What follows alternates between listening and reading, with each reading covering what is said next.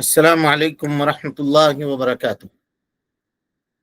إن الحمد لله نحمده ونستعينه ونستغفره ونعوذ بالله من شرور أنفسنا ومن سيئات أعمالنا.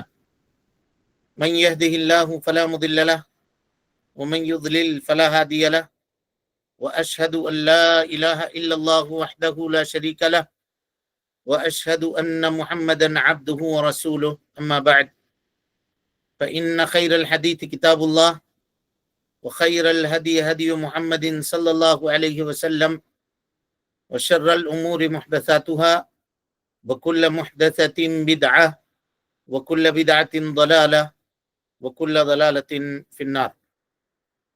محترم حاضرین، سامعین و سامعات، ناظرین و ناظرات، کتاب الطہارہ کے اس درس میں ہم آپ تمام حضرات کا خیر مقدم کرتے ہیں اور اللہ سبحانہ و تعالی سے یہ دعا کرتے ہیں کہ وہ ہم سب کے مل بیٹھنے کو قبول فرمائے، علم دین، علم نافع سیکھنے، اس کے مطابق عمل کرنے، اس کی دعوت عام کرنے اور اس راستے میں آنے والی مصیبتوں کے اوپر اللہ سبحانہ و تعالی ہم سب کو صبر کی توفیق نصیب فرمائے۔ اللہ کے فضل اور اس کے توفیق سے پانی کے احکام اور مسائل سے ہم لوگ فارغ ہو چکے۔ اب اس کے بعد مصنف رحمۃ اللہ علیہ نے دوسرا باب قائم کیا ہے، کہتے ہیں باب الآنیہ، برتنوں کے سلسلے میں بیان۔ دیکھیے، باب جو ہے نا، اس وجہ سے بیان کیا جاتا ہے۔ باب کے اصل معنی ہے دروازہ عربی زبان کے اندر، جہاں سے انسان داخل ہوتا ہے اور نکلتا ہے۔ گھر میں ابواب ہوتے ہیں، دروازے ہوتے ہیں، مسجد میں دروازے ہوتے ہیں جہاں سے انسان جاتا اور آتا ہے۔ تو یہاں مجازی طور پر علماء باب کا استعمال کرتے ہیں کہ یہاں سے اب ایک نئے مسئلے میں آپ کو داخل کیا جا رہا ہے، اور مسائل کے مجموعے کا علم یہاں پر آپ کے سامنے ہوگا۔ پھر داخل مسئلہ کے اندر اگر کوئی جزوی فروع، یا جس کو فرع کہہ سکتے ہیں آپ، اس کا تذکرہ کیا جائے، جیسے اس کو اس طرح سمجھیے، اگر ہم کہیں کہ اناج، تو اناج میں مکئی بھی ہے، گیہوں بھی ہے، چاول بھی ہے، دال بھی ہے، یہ سب اناج میں ہے، ٹھیک ہے۔ لیکن جنس کے اعتبار سے اگر دیکھا جائے تو چاول الگ جنس ہے، دال الگ جنس ہے، مکئی الگ جنس ہے، اور اسی طرح سے پھلی الگ جنس ہے۔ تو یہ جنس الگ الگ ہو جاتے ہیں، پھر سمجھ رہے ہیں، اور اسی کو آپ صنف بھی کہہ سکتے ہیں۔ لیکن اگر ہم اناج بولیں گے تو ساری چیزیں اس میں شامل ہوں گی۔ تو باب ہے یہ برتن کا، تو برتنوں کے سلسلے میں آپ کے سامنے گفتگو کی جائے گی۔ پھر اس کے فروعات کے جو احکام ہوں گے، پیالہ کے سلسلے میں یا پھر چمچ کے سلسلے میں، کانٹے کا استعمال کر سکتے یا نہیں کر سکتے، اس کے لیے الگ سے جو مسائل کی ہیڈنگ بنائیں گے، اس کے لیے فصل کا استعمال کیا جاتا ہے۔ باب کے اندر آنے والی چیزوں کو فصل کہتے ہیں۔ بہرحال یہ جب آپ رسالہ وغیرہ لکھیے گا یا کوئی مضمون لکھیے گا تو وہاں پر یہ باتیں سمجھ میں آئے گی۔ یہاں صرف اتنا سمجھیے کہ یہاں پہ مجازی طور پر باب کا استعمال کرتے ہیں، تاکہ یہاں سے اب ایک نئے مسئلے میں آپ کو داخل کیا جا رہا ہے، اور آدمی جب کہیں داخل ہوتا ہے تو دروازے سے داخل ہوتا ہے، اسی لیے مجازی طور پر اس کہتے ہیں باب الآنیہ۔ آنیہ یہ انا کی جمع ہے، اور انا کہتے ہیں برتن کو جس میں پانی یا اور کوئی دوسری چیز رکھی جائے، پانی جس میں ڈھویا جائے، یا پانی کو جس میں اسٹور کیا جائے، یا اور کھانے کو کسی میں رکھا جائے، یا کسی ایسی چیز میں جس میں رکھ کر کے انسان کھانا کھائے۔ یہ ساری چیزیں برتن کہلاتی ہیں، چاہے وہ چھوٹا ہو یا بڑا ہو۔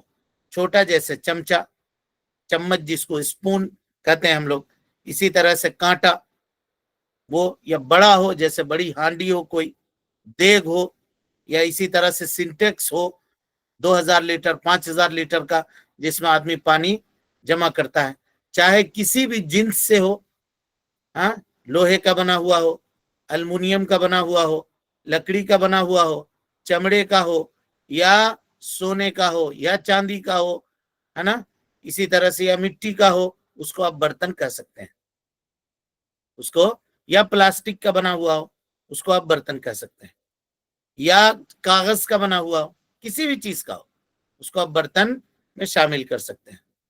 اب سوال یہ ہے، ہم سب کے ذہن میں یہ بات آ سکتی ہے کہ کتاب الطہارہ میں اس کو کیوں ذکر کیا؟ برتن کے بیان کو کتاب الطہارہ میں لانے کی کیا بات ہے؟ اس کو یہاں نہیں ذکر کرنا چاہیے۔ تو دیکھیے، کتاب الطہارہ سے آنیہ یعنی برتنوں کا رشتہ دو طریقے سے ہے، اس لیے فقہا اس کو کتاب الطہارہ میں ذکر کرتے ہیں۔ برتن کچھ پاک ہیں کچھ ناپاک ہیں۔ مثال کے طور پہ پاک برتن جو مٹی سے بنایا گیا ہو، یا اسی طریقے سے لوہے سے، الومنیم سے، اور اس طرح کی جو چیزیں جو پاک ہیں ان سے بنایا گیا ہو تو وہ پاک ہے۔ کچھ برتن ایسے ہیں جو ناپاک ہیں، جیسے کسی مردار کے چمڑے سے اس کو بنایا گیا ہو اور اس کو دباغت نہ دی گئی ہو، ٹھیک ہے؟ تو برتنوں میں بھی کچھ برتن پاک ہیں اور کچھ برتن ناپاک ہیں، تو اس وجہ سے کتاب الطہارہ میں اس کو ذکر کرتے ہیں تاکہ ہم کو اور آپ کو پتہ چل جائے کہ کون سا برتن پاک ہے اور کون سا برتن ناپاک ہے، کس کا استعمال کر سکتے ہیں اور کس کا استعمال نہیں کر سکتے۔ یہ تو ایک مناسبت ہوئی۔ دوسری مناسبت کیا ہے؟ دوسری مناسبت یہ ہے کہ آدمی طہارت حاصل کس سے کرتا ہے؟ پانی سے کرتا ہے۔ اصل تو یہی ہے کہ آدمی پانی سے طہارت حاصل کرے۔ وَأَنزَلْنَا مِنَ السَّمَاءِ مَاءً طَهُورًا، اور پانی، اغلب معاملہ پانی کا یہ ہوتا ہے، زیادہ تر اس کو اسٹور برتن کے اندر کیا جاتا ہے، پانی کو اسٹور برتن کے اندر کیا جاتا ہے۔ ہم لوگ جب وضو وغیرہ کرتے ہیں تو ظاہر سی بات ہے برتن میں پانی لے کر کے وضو کرتے ہیں اور وہاں سے نکال کر کے وضو کرتے ہیں، اور آج کل کے زمانے میں یہ نل وغیرہ آ گئے ہیں تو نلوں کو کھول کر کے اس سے ہم وضو کرتے ہیں، ہاں، تو یہ بھی برتن کے حکم میں ہے۔ یا سنٹیکس اور ٹنکی جو اپنے چھتوں کے اوپر ہم بناتے ہیں، جس سے پانی پورے گھر میں سپلائی ہوتا ہے اور اسی پانی سے ہم غسل کرتے ہیں، اسی سے نہاتے ہیں، وہ اس کے برتن کا حکم ہے۔ تو پانی کو عام طور پر جہاں اسٹور کیا جاتا ہے اس کو برتن کہتے ہیں، اس کو برتن، اور برتن میں اس کو اسٹور کیا جاتا ہے۔ تو اسی وجہ سے جب پانی کا حکم بتا دیا گیا تو اب برتن کا حکم بتانا بھی ضروری تھا، اس سامان کا حکم بتانا بھی ضروری تھا جس میں پانی کو اسٹاک کیا جاتا ہے اور رکھا جاتا ہے۔ تو یہ مناسبت ہے۔ کوئی کہے کہ کیا مناسبت ہے، آنیہ برتنوں کو ذکر کیوں کر رہے ہیں کتاب الطہارہ میں؟ تو کہیے گا اس وجہ سے کہ پانی کو اسٹور کیا جاتا ہے برتن میں، اور آدمی کو وضو کرنے کے لیے عام طور پر برتن کی ضرورت پڑتی ہے، اور برتن میں کچھ پاک ہیں کچھ ناپاک ہیں، کچھ کا استعمال کر سکتے ہیں کچھ کا استعمال حرام ہے۔ اس حکم کو بتانے کے لیے فقہا نے کتاب الطہارہ کے اندر اس کو ذکر کیا ہے۔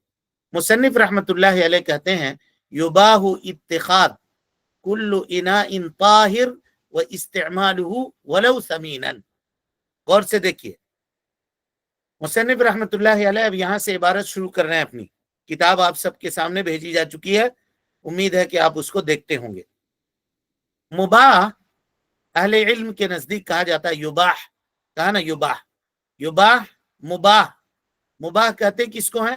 کہا جس میں دونوں سرا اس کا برابر ہو۔ مثال کے طور پر مباح کہتے ہیں کہ اگر انسان اس کو کرے اس عمل کو تو اس پر کوئی اجر نہیں ہے، اور اگر اس کو چھوڑ دے تو اس کے اوپر کوئی ترک نہیں ہے، اس کے ترک کرنے کے اوپر کوئی اثم اور گناہ اس کو نہیں ملتا ہے، اس کے دونوں طرف جو ہیں وہ سیم ہے، برابر ہے۔ تو ظاہر ہے برتن رکھنا یہ مباح ہے، برتن رکھنا مباح ہے۔ یعنی مثال کے طور پہ کوئی آدمی اپنے گھر میں برتن رکھتا ہے تو اس کے اوپر اس کو اجر نہیں ملے گا۔ ہاں، کبھی ہم برتن رکھ رہے ہیں اور اس پہ اگر اجر کی نیت کر رہے ہیں تو انشاءاللہ اجر ملے گا۔ مثال کے طور پہ کوئی آدمی برتن یا لوٹا اس وجہ سے خرید کے لا رہا ہے کہ ہم اس میں وضو کریں گے اور وضو کرنے میں ہم کو آسانی ہوگی، نل خرید کر کے اس لیے لا رہا ہے تاکہ ہم اس میں وضو کریں گے، وضو کرنے میں آسانی ہوگی، تو ظاہر ہے اس برتن کے خریدنے کے اوپر اس کو ثواب ملے گا، نیت کے اوپر۔ اسی طریقے سے اگر ایسے ہی برتن لے کر کے آ رہا ہے تاکہ ہم اس کو استعمال کریں گے.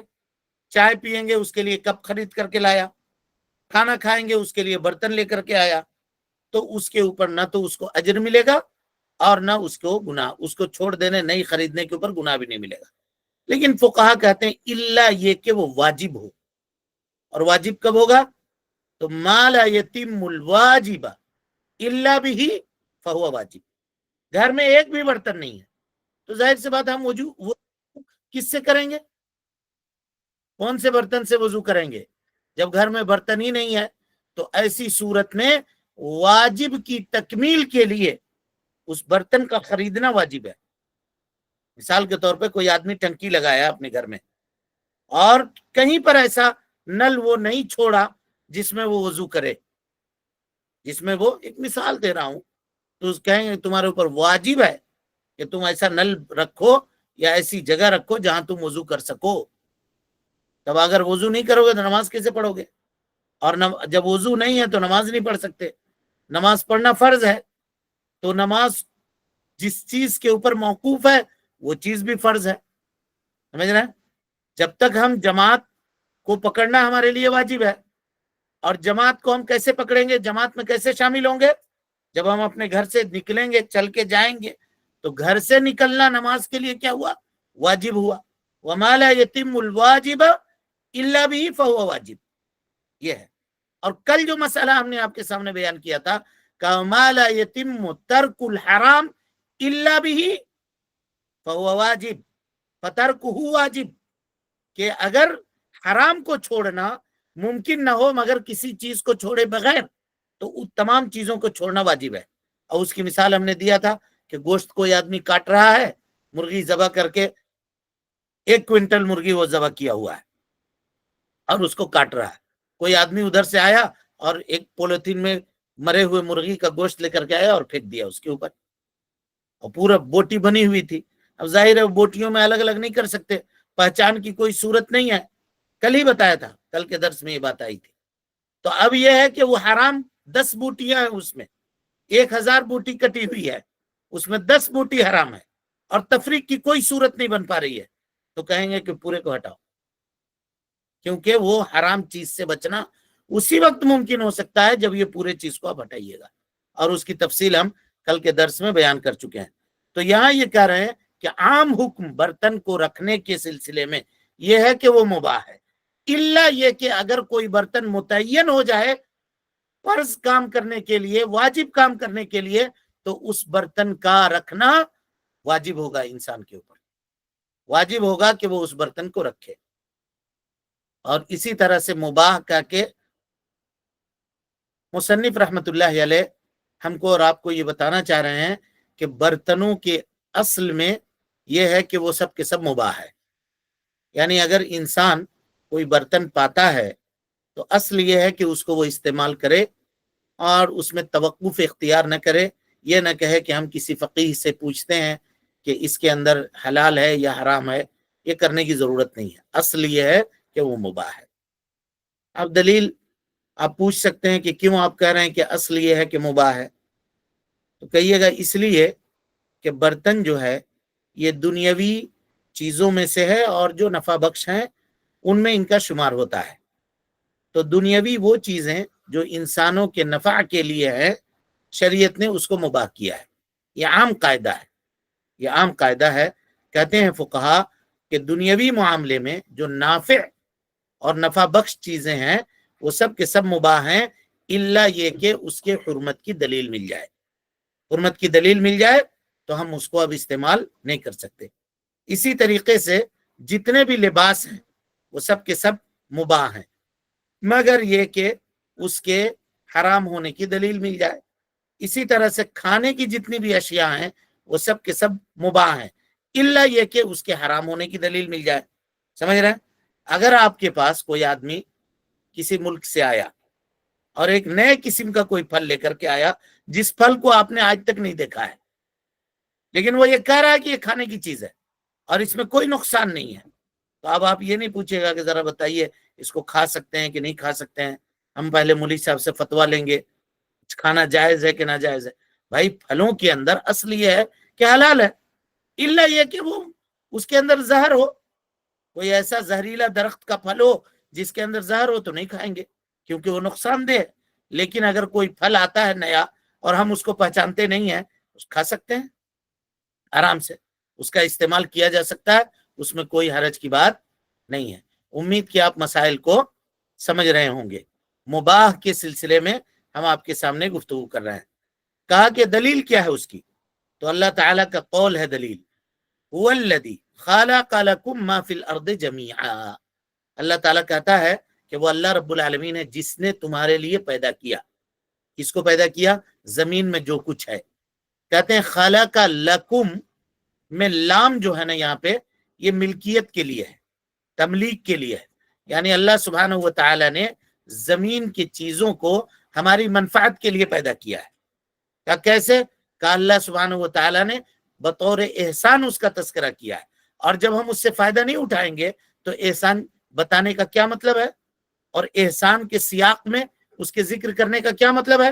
تو اس سے یہ پتا چلا کہ یہ آیت کریمہ اس بات کے اوپر دلیل ہے کہ زمین کے اوپر پائے جانے والی تمام چیزیں جو انسانوں کے نفع کے لیے ہیں ان سے فائدہ اٹھانا انسان کے لیے مباح ہے، لیکن نفع بخش چیز ہونی چاہیے. اب کوئی آدمی یہ کہے کہ نفع بخش کا قید آپ نے کہاں سے لگایا، جبکہ آیت کریمہ میں اللہ نے مطلق کہا ہے والذی خلق لکم ما فی الارض جمیعا، تو آپ نفع بخش کیوں کہہ رہے ہیں؟ کہ اس لیے کہہ رہے ہیں کہ نبی صلی اللہ علیہ وسلم نے فرمایا لا ضرر ولا ضرار، نہ تو کسی کو نقصان دو اور نہ کسی سے نقصان قبول کرو. تو ظاہر سی بات ہے جو چیز ہمارے جسم کے لیے، ہماری صحت کے لیے نقصان دہ ہے وہ چیز ہم کو استعمال کرنا جائز نہیں ہے. اس کا استعمال کرنا ہمارے لیے کسی قیمت پہ حلال اور جائز نہیں ہے.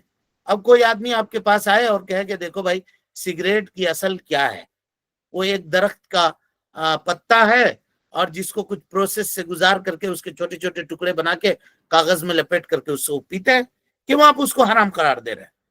کیوں حرام قرار دے؟ تو ہم اس سے کہیں گے اس میں ضرر ہے یا نہیں ہے، اس میں نقصان ہے یا نہیں ہے؟ کہ بالکل نقصان ہے. کہ کیا کیا نقصان ہے؟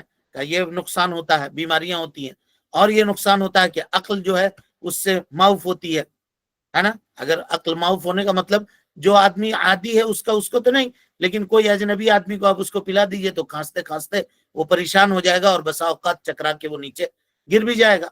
اور نبی صلی اللہ علیہ وسلم نے فرمایا لا ضرر ولا ضرار، نہ ضرر کسی کو پہنچاؤ نقصان اور نہ کسی سے نقصان قبول کرو. تو ہم یہ کہیں گے کہ یہ چیز حرام ہے. یہ چیز کیا ہے؟ حرام ہے. سمجھ گئے؟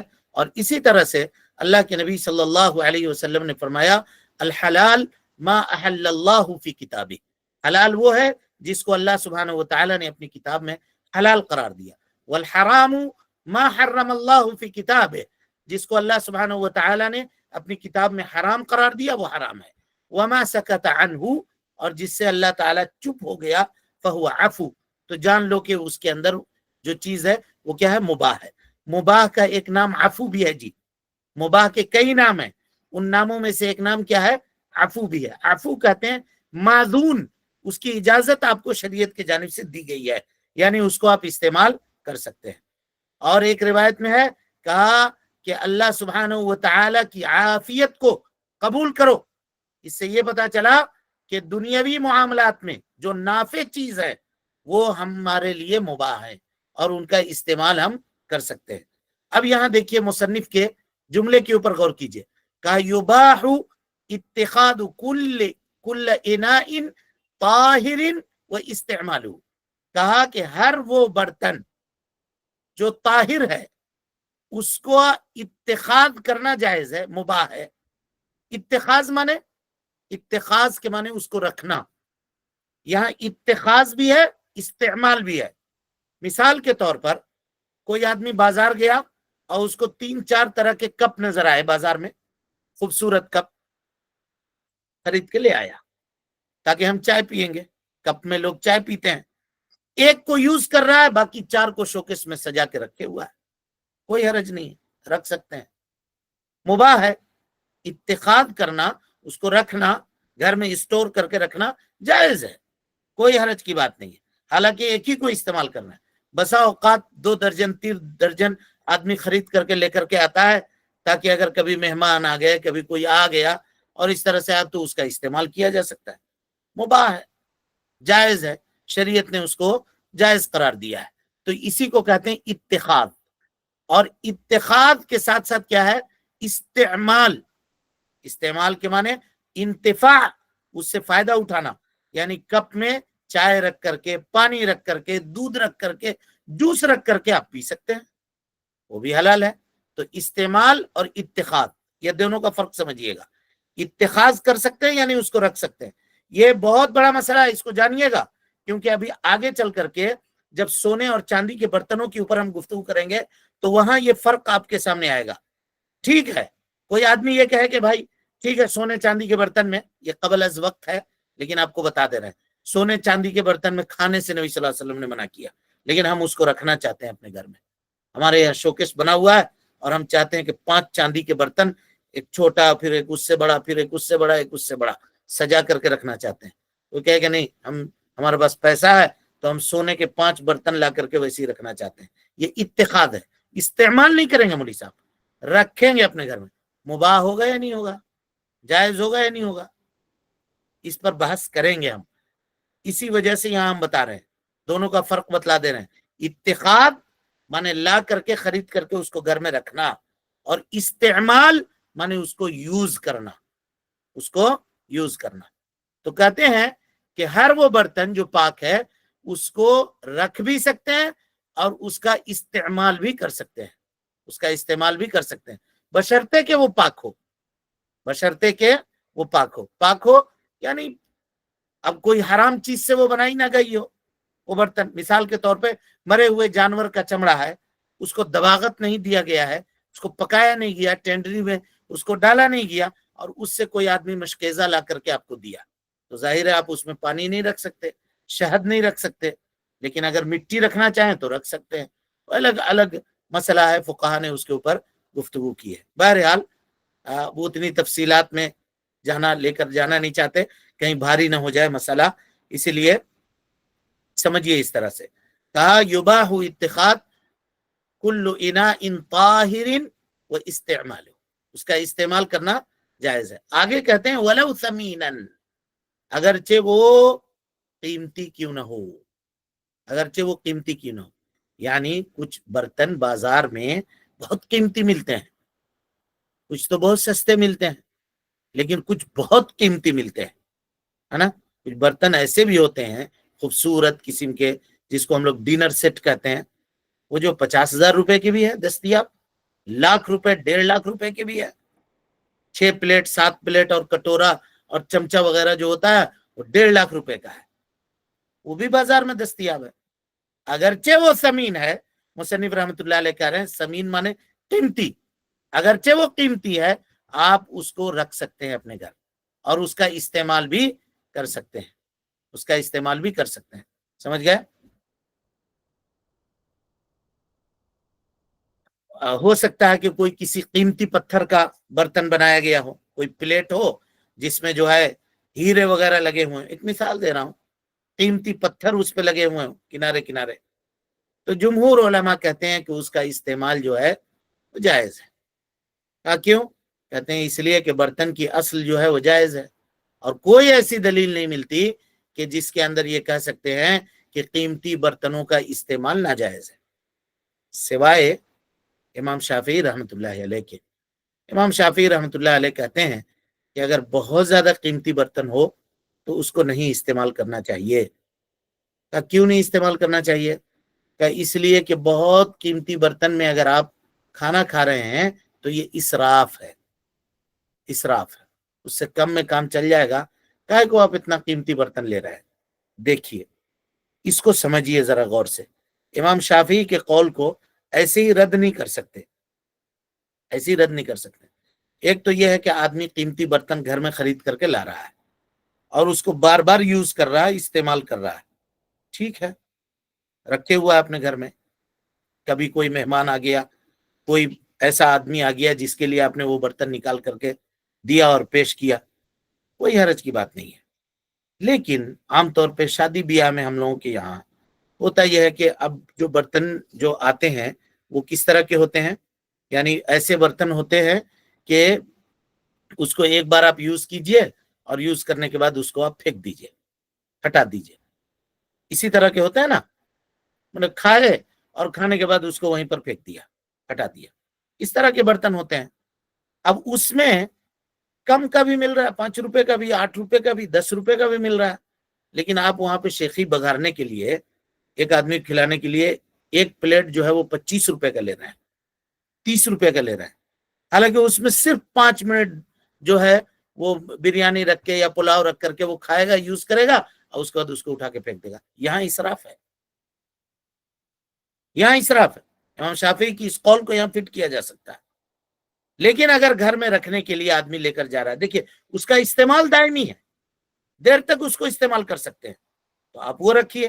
لیکن یہاں پہ ایک مرتبہ یوز کر کے ایک آدمی بیٹھ کر کے کھائے گا، کتنا ٹائم لگے گا اس میں، اور کھا کر کے اس کو پھاڑ کے پھینک دیا، ظاہر سی بات ہے 25 روپے کے کو آپ نے ضائع کر دیا ایسے ہی ایک آدمی میں۔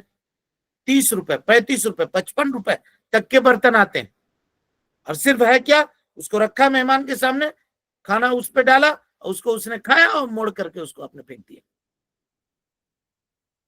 یہ مناسب نہیں ہے۔ اسی طرح سے شادی بیاہ کے کارڈ ہے، رخا، دعوت نامہ جس کو کہتے ہیں، بازار میں کم دام کی بھی دستیاب ہے، اس کو لے لیجئے، تو نہیں، ہم لیں گے 125 روپے کا ایک کارڈ، بلکہ 500 روپے کا ایک کارڈ، اور کچھ لوگ ہزاروں روپے کے کارڈ لیتے ہیں، ایک کارڈ شادی کا 1000 روپے، حالانکہ اس کو جس کو لے جا کر کے آپ نے دیا ہے، ایک مرتبہ الٹ کے وہ دیکھے گا، دوبارہ اس کو کبھی دیکھے گا بھی نہیں، پھر وہ کوڑا کرکٹ میں وہ پھینکا ہوا ملے گا۔ ایسے ہی ہوتا ہے، چاہے کتنا قیمتی سے قیمتی کیوں نہ ہو، یہی حال ہوتا ہے۔ تو یہاں پہ امام شافعی کی اس قول کو فٹ کیا جا سکتا ہے۔ یہ اسراف ہے، مال کا ضیاع ہے، اس سے انسان کو بچنا چاہیے۔ لیکن کوئی آدمی اپنے گھر کے لیے استعمال کے لیے اگر قیمتی برتن لینا چاہتا ہے، خریدنا چاہتا ہے، تو مباح ہے، وہ خرید سکتا ہے، ٹھیک ہے، وہ خرید سکتا ہے۔ امام شافعی کہتے ہیں کہ قیمتی برتن میں کھا پی نہیں سکتے، کہا کیوں؟ اس لیے کہ اس میں اسراف ہے، اور فقراء کے دلوں کی کسر نفسی ہوگی۔ کوئی فقیر آدمی دیکھے گا، کہے گا کہ ہم کھائے کھائے کو محتاج ہیں، ہمارے بال بچے کو کھانا پینا نصیب نہیں ہے، اور اس کو دیکھو کہ یہ اتنا قیمتی برتنوں میں کھاتا ہے۔ حسد، بغض، عداوت اس کے دل میں پیدا ہوگی اس مالدار کے تئیں۔ تو اسی وجہ سے امام شافعی رحمۃ اللہ علیہ کہتے ہیں کہ یہ جائز نہیں ہے کہ آدمی قیمتی برتن میں کھانا کھائے، لیکن جمہور اہل علم کہتے ہیں کہ جائز ہے، اور ظاہر یہ ہے دلائل کی روشنی میں کہ وہ مباح ہے، آپ یوز کر سکتے ہیں۔ کیوں؟ اس لیے کہ اس کے حرمت کی کوئی دلیل نہیں ہے، اس کے حرام ہونے کی کوئی دلیل نہیں ہے۔ اب فائدے کی جو چیز ہے اس میں اگر آدمی مال استعمال کرتا ہے تو اس میں اسراف نہیں ہے، اس میں اسراف نہیں ہے۔ اور بھائی ہماری ضرورت کی یہ چیز ہے، ہم اس کو لگا رہے ہیں۔ ایک مثال میں آپ کو دے رہا ہوں، اس کو بھی سمجھیے ذرا غور سے۔ ہر معاملے میں اسراف ہم نہیں کہہ سکتے، ہر معاملے۔ جس گھر میں ہم رہ رہے ہیں، یہ گھر ٹاٹ کا چھیک کر کے ترپال لگا کر کے بھی رہ سکتے ہیں، لیکن کیوں اس کو اینٹ کی اور اس طرح سے سیمنٹ کا اور چھت لگا کر کے، لوہا لگا کر کے کیوں بنا رہے ہیں؟ کیوں بنا رہے ہیں؟ بائک سے چل سکتے ہیں، جا سکتے ہیں، لیکن کار کیوں لے رہے ہیں؟ تو فائدہ مند چیز ہے، وہاں اگر آدمی خرچ کرتا ہے تو وہ اسراف نہیں ہے، وہ مباح ہے۔ بلکہ اسراف کہاں ہے؟ مال کو وہاں خرچ کرنا جس میں کوئی فائدہ نہیں ہے، جیسا کہ ابھی ہم نے آپ کو بتلایا۔ اور اس سے فقراء کا کوئی نقصان نہیں ہوتا، فقراء کا اس سے ان کا کسر نفسی نہیں ہوتی، کیونکہ کسر نفسی کی جو بات ہے وہ آگے آئے گی۔ کس چیز سے؟ سونے اور چاندی کے برتن میں کوئی آدمی کھا رہا ہے تو وہاں کسر نفسی ہو سکتی ہے، لیکن اگر کوئی آدمی ایسے قیمتی برتن میں کھا رہا ہے تو اس سے فقراء کی کسر نفسی نہیں ہوگی۔ تو راجح جو ہے اہل علم کے اقوال کے مطابق کہ اگر قیمتی سے قیمتی برتن جائز چیز کا اگر بنایا گیا ہے تو اس کا استعمال کرنا جائز ہے، اگرچہ وہ قیمتی کیوں نہ ہو، استعمال کر سکتے ہیں۔ آگے کہہ رہے ہیں مصنف رحمت اللہ علیہ، الا آنیۃ الذهب والفضة والمموہ بہما، سوائے، یعنی تمام قیمتی برتنوں کو آپ استعمال کر سکتے ہیں، سوائے سونے کے برتن اور چاندی کے برتن، یا وہ برتن جس میں سونے اور چاندی کا پانی چڑھایا گیا ہو، قلعی کی گئی ہو جس کے اندر سونے اور چاندی کی، یعنی برتن تو ہے المونیم کا لیکن اس کے اوپر سونا چڑھا دیا گیا ہو، برتن ہے کسی اور چیز کا لیکن اس کے اوپر چاندی چڑھا دی گئی ہو، تو اس برتن کو ہم یوز نہیں کر سکتے، استعمال نہیں کر سکتے۔